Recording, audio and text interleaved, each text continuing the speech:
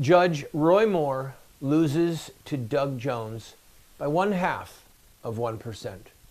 And now the GOP, the grand old party, the Republican machine, is blaming Steve Bannon. We're going to talk about this. And I'm going to tell you a story out of history that's going to blow your mind. I'm Randall Terry. This is Voice of Resistance.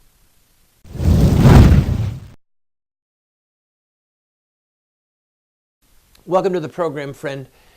I am deeply grieved over the defeat of Judge Roy Moore for the Alabama Senate seat. And we're going to come back to that in this story. I think that he could have won. I think that he should have won. And I think that one of the reasons he didn't win was because elements of the Republican machine wanted him to lose. But I'm getting ahead of myself. Because I was watching the news and thinking of you, my friends and my viewers, and what I would say. And I read a lot, both fiction and nonfiction. And a story from World War II that most people probably don't know came to my mind, and I want to share it with you. And I want you to just think this one through with me, okay? So as you know, World War II, we were fighting the Nazis. The Allies were fighting the Nazis. And behind enemy lines were concentration camps. And one of the lesser known camps was Duszepleski. And the Allies, who had incredible machinery, because as the war went on, our planes and our tanks got better and better. The Germans had a clear edge at the beginning of the war, and they maintained one at some levels right up to the end. I don't know if you know this, but the Germans developed the jet fighter. And if they had developed it maybe 6 months sooner, they probably would have either won the war or had a stalemate. But I'm getting ahead of myself. So the Americans just had overwhelming numbers of planes, tanks, and troops. So with the Battle of the Bulge, there was a chance that the movement forward of the Allied advance was going to be stopped. What a lot of people don't know in this story is that there was an advance group of Allies. They were Americans, and I don't remember the name of the general. It'll come to me, who was leading the forces. But they got to Camp Duszepleski first, all right, because they had really good soldiers, and they had foot soldiers, and they had really good machinery. But the commanding general of the American troops personally knew, because remember, there were people who were friends, relatives before the war. There was a lot of people in America that were pro-German and didn't want us to go to war with Germany. And as it turns out, as freaky as it is, when they got to the camp, the leader of the camp, they were distant relatives. They had known each other when they were children.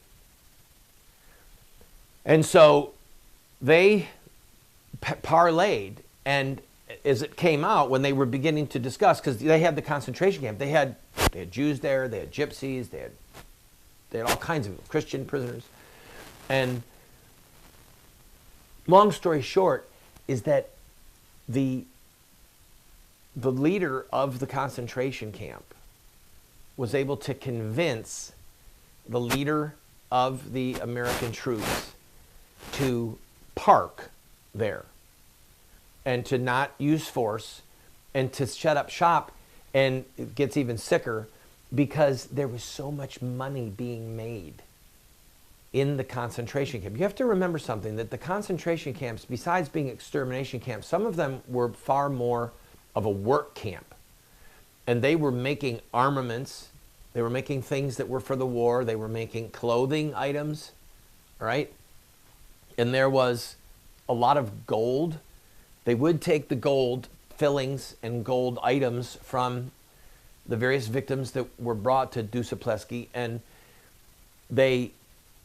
he was able to convince the American leader, don't shut us down.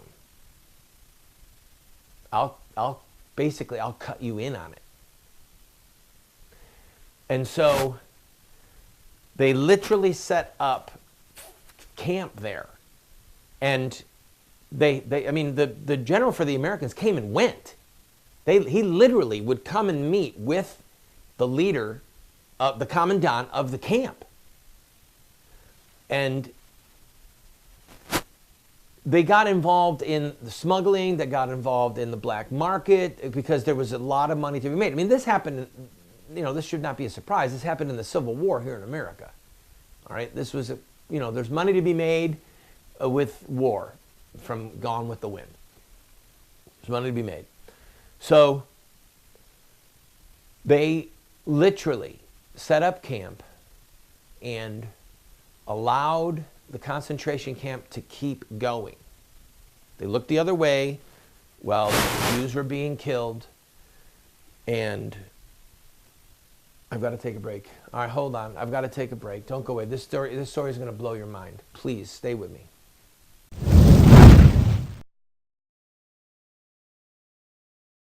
Today, many so-called Christian intellectuals believe that the God of evolution used billions of years of death and destruction to evolve the bodies of the first human beings. Then, they simply declare the theory of evolution as fact to justify their unproven scientific fallacies. By the grace of God, more and more Catholics are rejecting this modern-day mythology in favor of the traditional doctrine of creation, as recorded by the Bible and believed and taught by all the fathers and doctors of the Church. To find out how sound theology and natural science confirm the sacred history of Genesis, visit the Colby Center for the Study of Creation, and be sure to check out our bookstore, which has titles like I Have Spoken to You from Heaven, A Catholic Defense of Creation in 6 Days, and A Catholic Assessment of Evolutionary Theory. That's the Colby Center for the Study of Creation.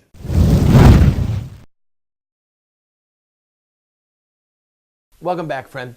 So the Americans, and by the way, we checked off air, and the name of the general was Compromiso, maybe Italian, maybe Spanish, I don't know, Portuguese.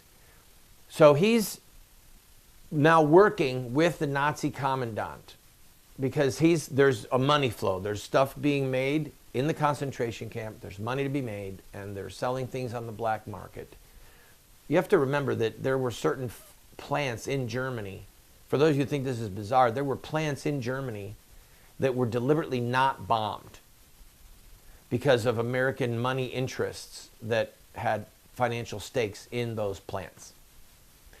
So this should not surprise anyone that this kind of treachery went on. So the American troops are there, and a lot of the underlings, the foot soldiers, they're not really sure what's going on, but they can't fully understand why are we here, why are we not advancing, why is the smoke still coming out of the smokestacks, why are we still seeing German trucks come and go. There's no fighting going on, there's no shooting. And meanwhile, the American general and the commandant of the Nazis, they're in full swing, all right? This went on for several weeks, it bled into months. And the American general was making serious money. And so were those that were immediately around him, all right? The general staff, his adjutants, some of the high-ranking officers, serious money. And the Nazis who were running the concentration camp, same thing. They had now found protectors. They had found people who had a common interest in money. And, there was, I have to imagine, I don't know, but there had to be some distaste with some of the officers at what the Germans were doing to the people in the concentration camp, in the work camp. But they let it go on. So then, after the Battle of the Bulge, and then the Allied forces made their move back, then more troops started to come.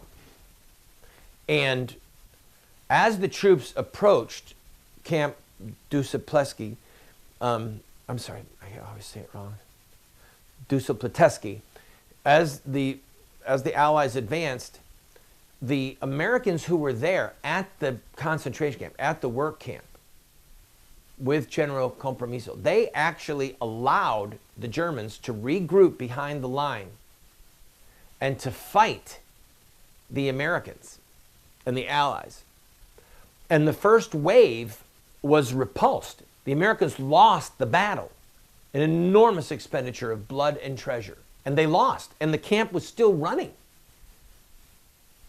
At this point, the American general and the German commandant, they think, you know, we don't know how this is going to go. There was still hopes at that point that the Germans would win the war. And by winning the war, it didn't mean that they were going to invade America. It just meant that they were going to come to a ceasefire, a stalemate, so that they could continue to operate or rather occupy France. They could continue to occupy Poland. They could continue to occupy the lowlands, Belgium, Holland, etc. And that they would just have a ceasefire, and then they would keep these concentration camps, these work camps, running in full vigor. They'd keep killing the Jews, they'd keep killing the gypsies, they would kill the Christians that ran their mouth too much, and they would keep making things. Because again, some of these concentration camps tended more towards killing. Some of them had killing and a lot of labor going on. All of them had some level of labor. So they were called labor relocation camps. So when the first American wave was defeated, the American general who had been in contact, you know, by radio, been in contact with the Allied commanders back in London, saying, we've got a beachhead here, we're established, we're holding our ground. They're making it sound like they had come to a place where they were occupying enemy territory, but they couldn't go any further and send in reinforcements. So that finally, when the Battle of Bulge was over and all these American and Allied people came in, they stood down, basically. They allowed the Germans to regroup and to fight their own brothers in arms, because this general and his immediate staff were making so much money off of the prison work camp that they literally stood down, because they still didn't know which way the war would go. And then what happened next, the gall of what happened, they blamed the American generals who were leading, and the colonels who were leading this charge, the one that was repulsed. So you got the treacherous general here working with the head of the concentration camp. More Allied troops are coming. This bad general allows these guys to regroup and to fight, and they repulse the attack. And then this guy wires back and says, it's the fault of these generals. They didn't attack properly. They didn't execute the mission properly. He's blaming the guys who were attacking. And he was in cahoots with the Nazis. I've got to take a break. I'll tell you how this story ended when we come back. Don't go away.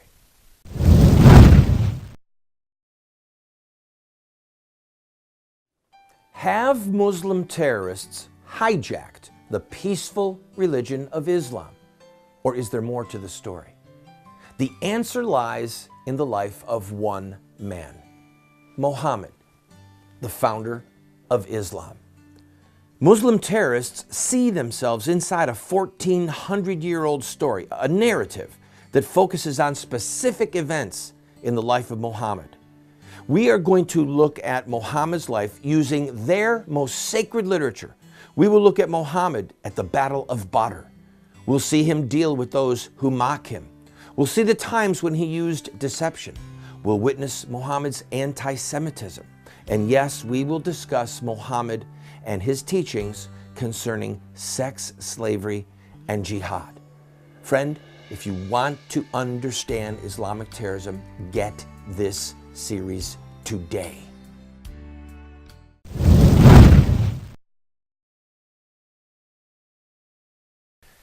So, just so you get the full picture, the horror of what is going on in this story. Germans are killing people in the concentration camp. The American General Compromiso, he's working with them. And they're all making money. The leaders of the work camp and the commandant and the American general and his immediate staff, they're making money. They're making serious money with black market goods that are being manufactured in this concentration camp. And when the Allies finally take care of the Battle of the Bulge and they regroup and they're coming, and this general's saying, hey, come on, yeah, we've got a beachhead established here. You can come, you can win. They stand down and they aid and abet the enemy so that the Germans can repulse the fight, thinking that, hey, we can still control this. We can, there's money to be made here. When off the air, I checked the name of one of the generals that was approaching one of the good generals who was approaching. His name was General Bannon. You might recognize the name, Steve Bannon. Now, early on, I told you this was a story. This is all completely made up, but I want you to check your temperature, how disgusted you feel. Camp Dupliciteschi, it's duplicitous, okay? General Compromiso, he's a compromiser. So what we have in American politics right now, what has happened just now with the election or the defeat of Judge Moore, we have, and this has been going on now for 6 or 8 years, we have Mitch McConnell and leaders of the Senate, John McCain, Paul Ryan, the Speaker of the House, John Boehner before him, the Speaker of the House. These are the generals and the general staff that got to the edge of the concentration camp and cut a deal. And it's the Republican wonks, the policy wonks that are making money. They're the immediate staff. You guys know who you are. Some of you used to be friends of mine. And you cut a deal with the devil. You cut a deal with Satan and baby killers and homosexual marriage militants, people whose hands are drenched with blood. They said if we take the House, we'll defund Planned Parenthood. Planned Parenthood is the Nazi concentration camp, okay? Planned Parenthood has killed more babies than the Nazis killed with killing Jews. You understand that? Just think of the gravity of what I just told you. In America, in the land of the free, in the home of the brave, Planned Parenthood, under the color of law, with the protection of Mitch McConnell and John Boehner and Paul Ryan, never mind Nancy Pelosi and Harry Reid and Chuck Schumer and Barack Obama. Don't mention their names as if they're the villains. They're the ones who ran the concentration camp.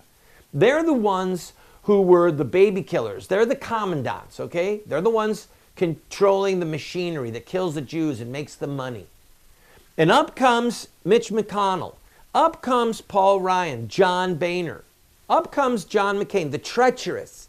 And they cut a deal. And all of their little policy wonks who want the machine to keep going because there's money there. And then along comes General Bannon. He intends to destroy the concentration camp. He intends to obliterate them politically.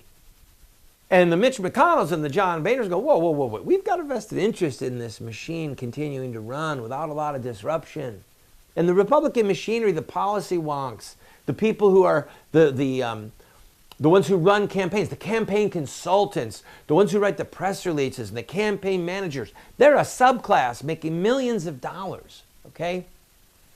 And they're the ones crafting the messages that General Compromiso sends back to the London base and to the troops saying, we're taking ground. We've got a beachhead established. We've got a beachhead established, and the Nazis are terrified, and the concentration camp is within our sights. They're sending these press releases back, these messages back, while they're having drinks, while they're having beers with the baby killers,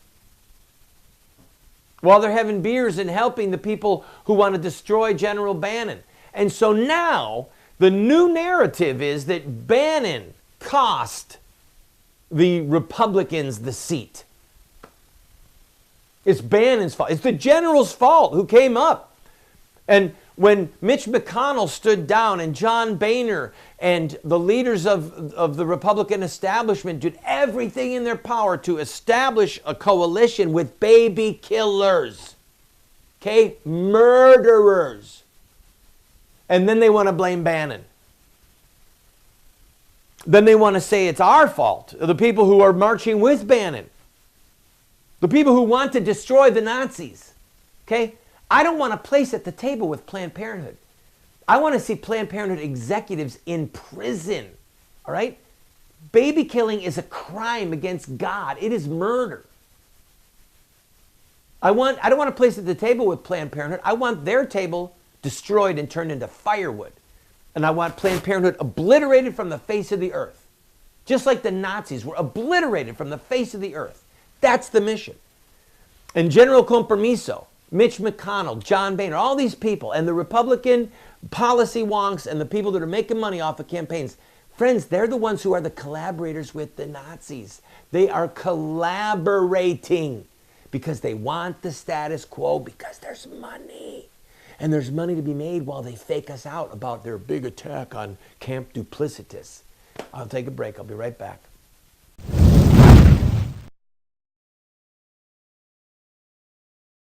What Would Mohammed Do? Islamic Terrorism Explained is the best movie series documentary ever produced on the life of Muhammad and Islam. How do I know? Because it's what critics are saying. John Moore, radio host and author, said, "I learned more from What Would Mohammed Do about Islam and Islamic terrorism than I've learned from everything I ever read and watched in my entire life." Best-selling author Dr. Bill Warner said, "What Would Mohammed Do is the best movie series, TV production on the life of Muhammad and Islamic terrorism that has ever been produced." Friends, this is what the experts are saying. No one has ever done what we've done. I encourage you to get 1, 2, 4 copies. Call 304-289-3700. That's 304-289-3700, or order it at the address or the website that you see on the screen. Friend, we have a series that will help you and those you love to have an impact on this country. It's called Insurrecta Nex. That's Latin for revolution against the killing of innocent people. This is the history, the philosophy, and the theology of social revolution in America. We look at the Stamp Act, the Boston Tea Party, the abolition of slavery, the abolition of child labor, women's voting rights, the civil rights movement. All of them have this in common: courage, sacrifice, dedication, and in-your-face tactics and rhetoric. That's one of the reasons that we've been losing the culture wars the last 40 years, is because the bad guys are using these tactics and we aren't. We will send you this 14-part TV series along with these manuals for students, a teacher's facilitator guide for only $40. Go to 304-289-3700, 304-289-3700.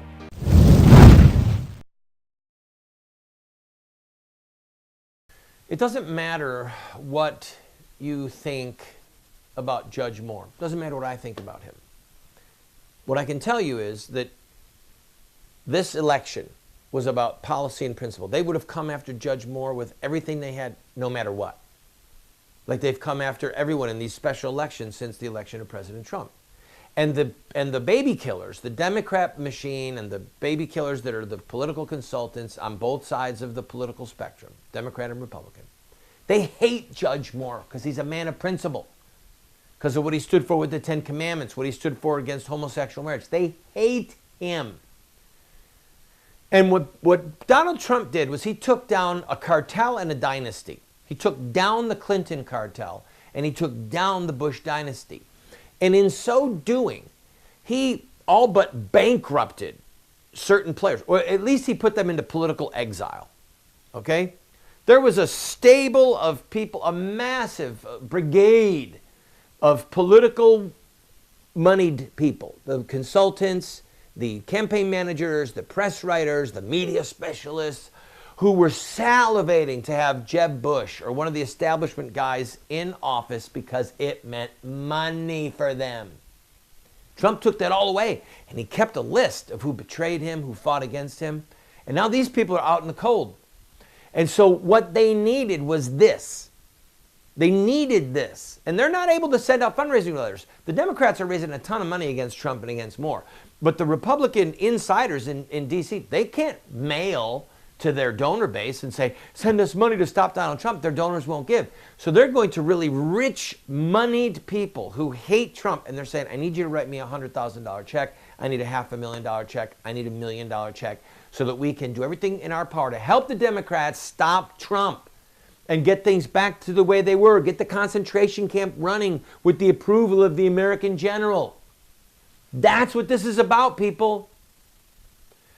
Who do you hate more? Who do you despise more, Judas or Pilate? General Cornwallis or General Benedict Arnold? Most people don't even know who Cornwallis was. But we know who Benedict Arnold was. We know who Judas was.